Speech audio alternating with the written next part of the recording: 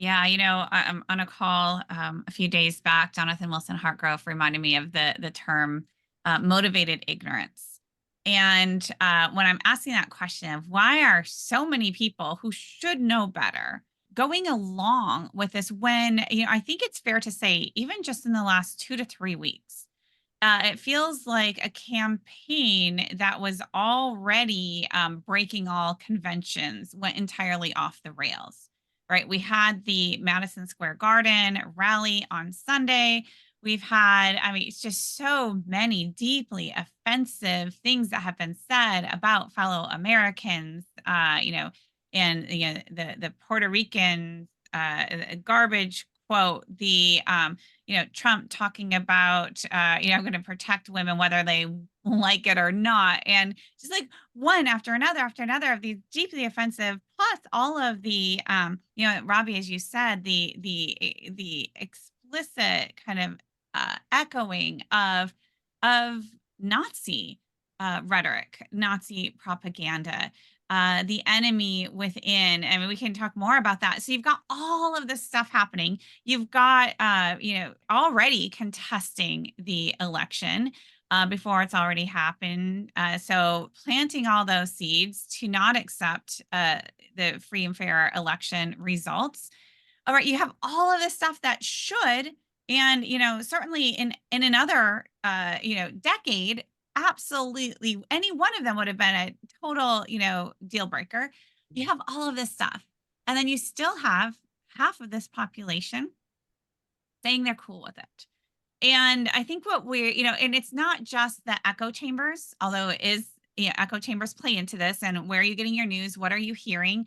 But also, I think the ability that each of us has, but it seems to be more on display right now in one space than others, but the ability to just filter out the things that make you uncomfortable.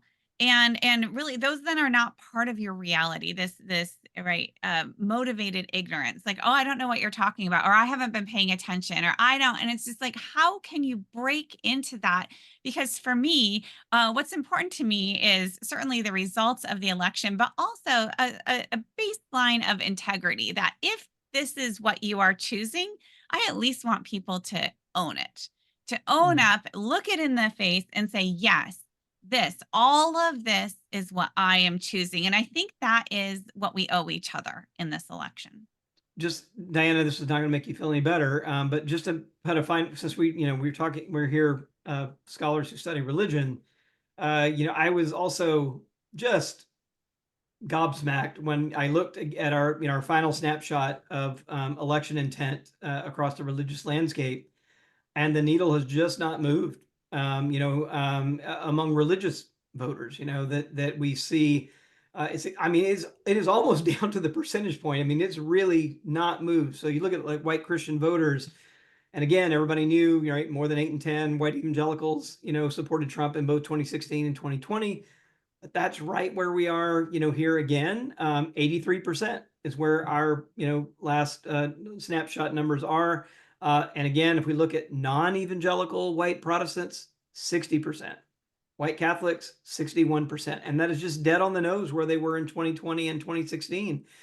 So we still have this phenomenon of, super majorities of white evangelicals, but also strong majorities of non-evangelical Protestants and white non-evangelical Protestants and white Catholics still voting. So you see the kind of whiteness, factor here, and compare that, right, to 85% of Black Protestants supporting Harris. And I'm still thrown back to, H. Richard Niebuhr's a century ago, like talking about this, what ought to be the scandal of the color line in the Christian churches. When you have every time you sort political behavior among religions, there are two groups that are always on the polls. It's African American Protestants holding down one poll, and they're further out there than religiously unaffiliated Americans or Jewish Americans or non-Christian religious Americans. And the other poll is anchored by white evangelical Protestants. And I mean, it truly, truly ought to be like that in and of itself, particularly for white evangelical Protestants who have the track record that we have had on racial issues. Like that by itself, I think ought to like maybe think, okay, maybe for like a generation, we should just like, hit the pause button on like declaring that we have any clue, how to kind of apply the gospel to politics. Yeah, that's Several not going to happen.